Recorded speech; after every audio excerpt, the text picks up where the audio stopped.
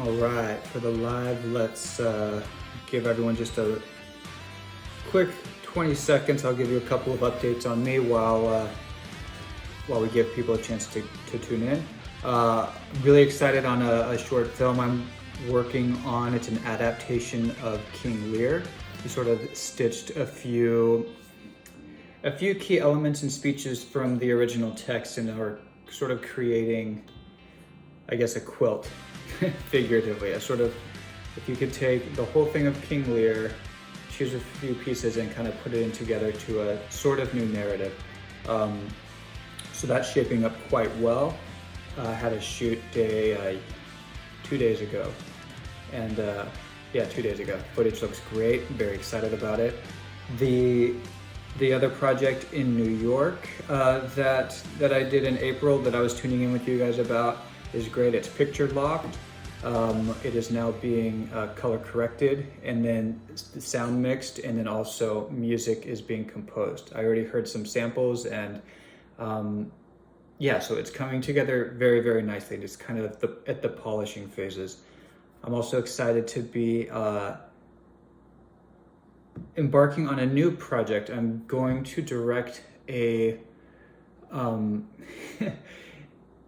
another film. It's going to be a documentary, and I'm really excited about that. I've never directed a documentary before, so I'm excited to kind of try this new medium and to see how I can let it be, kind of bring in some of my favorite narrative storytelling devices into a documentary, and to see how that can work without contriving the elements within the live, because it's a real life event and real life people. So I'm excited about that. Stay tuned.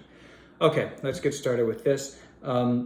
We are on the Instagram Live and we're on YouTube, and we are talking today about one key thing to help you to find the root of your character. What's the one underlying thing that supports everything that your character is about in the story, whether it's a film, a play, or a TV series, or just an episode of a show also. So before we do that, really quick, please like and subscribe to either whatever medium you're on, whether it's on the YouTube or the Instagram. Please like and subscribe. I really would appreciate it if you would share this with any actor friends you have or anyone that you think may find this useful or insightful. I'm wanting to build this channel so that we can all improve upon our own artistic abilities, but then also to create a community where we can all sort of offer each other insights rather than it being like everybody on their individual journey. Like, how can we keep everyone on their journey and able to work with each other, integrate with each other, jive off of each other. On that note, stay tuned. I'm going to be offering a couple of workshops next year, beginning of the year. I think the second week of January, I will launch them. So stay tuned for those. Also, if you would like to help support the growing of this channel, it's just me and I have a really bad coffee habit. So you can, if you'd like, support this work via Venmo. YouTube, the link is going to be below. Otherwise, it's the same handle as my Instagram. I would love a dollar or two to get a cup of coffee. It will give me all of the boost needed to make more videos for you guys. So if you feel it upon your heart to do so, much appreciated.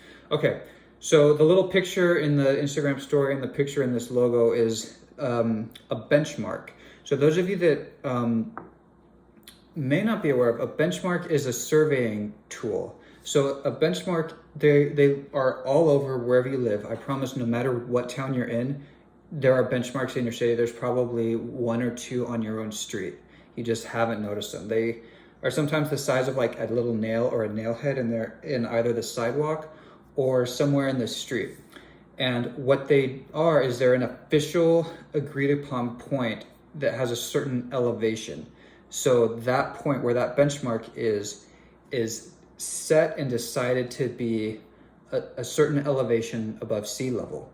And so surveyors, whether, so anytime there's a new development happening, a new building going up, or any sort of engineering work, they will send out a survey crew. So if you ever see the guys with some sort of tripod and a little machine, it looks kind of like Star Wars. Those are called total stations. And what they do is they use the benchmark as a given. So like that's their zero, that's their starting point. So they go, okay, from this benchmark, we are at this elevation, and then they'll have a second person at varying distances. And they will go, okay, so if this is this elevation, if this is 10 feet above sea level, California, so we'll pretend we're like by the beach. So this spot is 10 feet above sea level. Over here, this is 3 feet higher than this, so this must mean we're 10 feet above sea level. And so they just kind of do that throughout, you know, until they figure out whatever elevations they need for the given site. So how can we apply that to acting? I believe that there is one line that every character reveals that is just a little glimpse or a little shimmer of their kind of their true inner being, or their core, or what they're all about in the story of the play or the film. So I'm going to use a couple of examples from Twelfth Night, because Twelfth Night is actually the play where I first learned this. I have to kind of give credit. I learned this from my acting teacher, Linda Bessesti. And so she was we were working on Twelfth Night, and she once played the part of Sir Andrew. And she was telling the actor who was playing our production of it, our Sir Andrew, about one line that he has. And he says, "I was adored once too." And it's just a small line in the scene. It really can be kind of thrown upon. It can be a little joke. It's just a little aside. It's just such a small line that's not really central to the story at all. But it's Andrew and Sir Toby are kind of partying together, and you know, they're talking about Mariah, and Toby likes Mariah and says, "Oh, she adores me." And Sir Andrew says, "I was adored once too." And so Linda was directing this, and she told our Sir Andrew that when she played it, her director said, "There's something very deep rooted in this phrase, 'I was adored once too.'" So what does it say about this character to have once been adored? What does that reveal about Sir Andrew's life? Who was this person that adored him, and why is he not adored currently? And by sort of imagining that, and what is the loss of being adored? Does he miss being adored? Just this very simple thing can drive everything that Sir Andrew does in the whole context of the play. And so when I heard that, I thought, wow, that's really awesome. And I just kind of, I don't know, through thinking about that, kind of continued on and thought, what if every single character has a line like that? And from then on, I just let that be a personal rule for myself, that every character I play, I choose one line of theirs that is the subtlest, slightest, most, I don't know, juicy. Something that I could really sink my teeth into that may have directly to do with the story, or it may not. You know, if this is Hamlet, it's probably not, you know, what a rogue and peasant slave am I. I think that's Hamlet. Or To Be or Not to Be. I'm pretty sure the first one's Hamlet. Or To Be or Not to Be. It's not one of the biggest momentous like speeches, but just what's one little line maybe in that speech, or just one little almost nothing, almost a throwaway line. What if we start there and kind of create everything that this character is about based on this one line? So that's my offering to you with the next character, the next audition that you play, or the next audition you have, the next monologue. What is the one thing that this character says in the story that encapsulates the most about who they are? And just letting that piece of inspiration drive the whole rest of your character analysis process, let that be underneath every relationship your character has through the play, and see what happens. Let's see. Does this work for co-star roles also? Yes. Okay, so just those of you that are not currently working in TV. Co-stars is so you have co-stars, guest stars, and the starring role. So let's see. I like Friends, so let's use Friends. So you have the stars of the show. You have Friends. You have Jennifer Aniston and all of them. You have Phoebe, Rachel, Ross. Like they're in every episode, so they're the stars of the show.